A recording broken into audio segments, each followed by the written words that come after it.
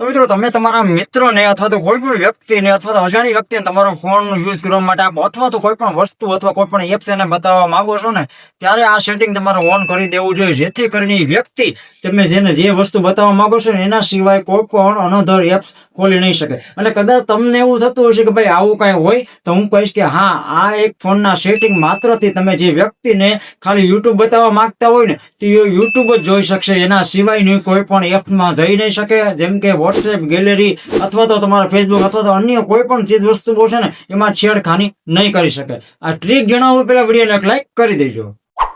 સૌથી પહેલા તમારે તમારા ફોનનું સેટિંગ ઓપન કરી લેવાનું. સેટિંગ ઓપન કર્યા પછી તમારે સર્ચ કરી લેવાનું છે એપ પિનિંગ.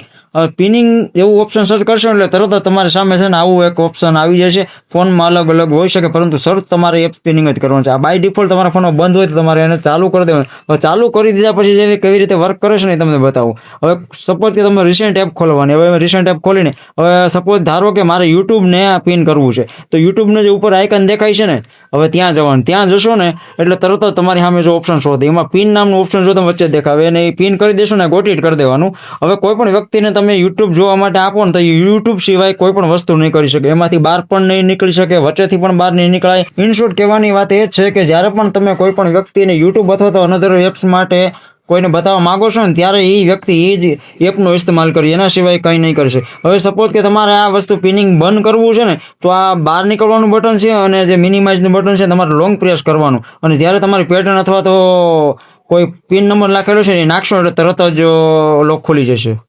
તો મિત્રો તમે પણ આવી રીતે જ્યારે પણ તમારા મિત્ર અથવા અન્ય કોઈ પણ વ્યક્તિને તમારો ફોન આપો ને તો તમારી પ્રાઇવેસી જળવાઈ રહે ને એના માટે તમારે આ એપ પિનિંગ કરીને આપવું બહુ એટલે બહુ જરૂરી છે, જેથી કરીને એ વ્યક્તિ અન્ય કોઈ એપ અથવા તો તમારા ફોટાઓ અથવા તો વિડીયોઝને ન જોઈ શકે. તો મિત્રો આવા નવા યુઝફુલ અને હેલ્પફુલ ટિપ્સ અને ટ્રિક્સ માટે અત્યારે જ ફોલો અને સબસ્ક્રાઇબ કરી દેજો ટેક માસ્ટર ગુજરાતીને.